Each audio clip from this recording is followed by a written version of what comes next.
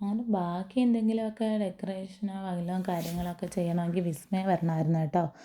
പക്ഷേ അവൾ വഴിയും തെറ്റി എവിടേക്കോ പോയി കറങ്ങി അവസാനം വീഡിയോ കോൾ ചെയ്ത് വഴിയൊക്കെ കാണിച്ചു കൊടുത്തതിന് ശേഷമാണ് കേട്ടോ അവൾ വീട്ടിലെത്തിയത്.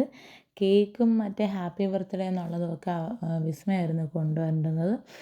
അങ്ങനെ അവൾ അതെല്ലാം കൊണ്ടുവന്ന് ഒന്നിച്ച് മോനെയും കേക്കും ഒക്കെ ആയിട്ട് ഒന്നിച്ച് മുകളിലോട്ട് വരാൻ പറ്റാത്തതുകൊണ്ട് സുൽത്താൻ പിന്നെ പോയി കേക്കൊക്കെ മേടിച്ചുകൊണ്ട് വന്നു. അങ്ങനെ ഞങ്ങൾ ബാക്കി പരിപാടിയിലോട്ട് കിടക്കുകയാണേ.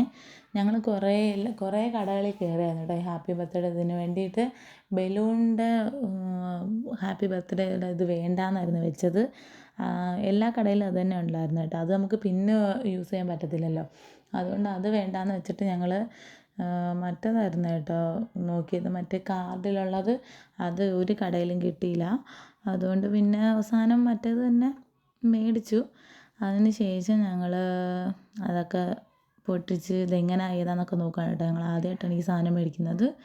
അങ്ങനെ അവസാനം ഞങ്ങൾ മൂന്നുപേരും കുറേ നേരം കൊണ്ട് തപ്പി അവസാനം സുൽത്താനാണ് കേട്ടോ കണ്ടുപിടിച്ചത് എങ്ങനെയാണ് എന്താന്നൊക്കെ. അങ്ങനെ സുൽത്താനെയും വിസ്മയും കൂടെ അത് വീർപ്പിച്ച് തന്നു. ഞാനത് ഓരോന്നായിട്ട് ഒട്ടിച്ചു കേട്ടോ. എല്ലായിടത്തും അല്ല, ആ ഒരു ഇതിൽ ഞാൻ ഒട്ടിച്ച് വെച്ചു. അങ്ങനെ പിന്നീട് കേക്കെല്ലാം എടുത്ത് സെറ്റ് ചെയ്ത് ലാസ്റ്റ് കേട്ടോ ഫൈനൽ ലുക്ക് ഇതാണ് കേട്ടോ. ഇത്രയേ ഉള്ളായിരുന്നു, വലിയ അലങ്കാരപ്പണികളൊന്നും ഇല്ലായിരുന്നു, ചെറുതായിട്ട്. ബർത്ത്ഡേ കഴിഞ്ഞിട്ട് ഇപ്പോൾ 2 ആഴ്ച ആയിരുന്നു കേട്ടോ. മെയ് 8-ാം തീയതി ആയിരുന്നു കേട്ടോ ബർത്ത്ഡേ. ഞങ്ങൾ ഇപ്പോഴാണ് കേട്ടോ സർപ്രൈസ്. ഞങ്ങൾ കുറേ നേരം നാളുകൊണ്ട് പ്ലാൻ ചെയ്യുന്നുണ്ട് എങ്ങനെ ഏതാന്നൊക്കെ. അവസാനം ഞങ്ങൾ വിചാരിച്ചു അമീറ ബർത്ത്ഡേ എടുത്ത് മറക്കിട്ട് ഞെട്ടിക്കാമെന്ന് വിചാരിച്ചു.